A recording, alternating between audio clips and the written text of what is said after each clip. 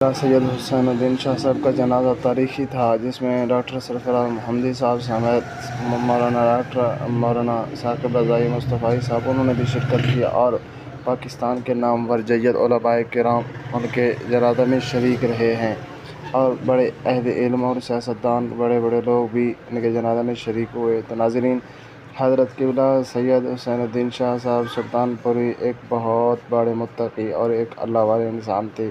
ان کی ساری زندگی درس، تبلیغ اور محنت خدمت دین میں گزری ہے۔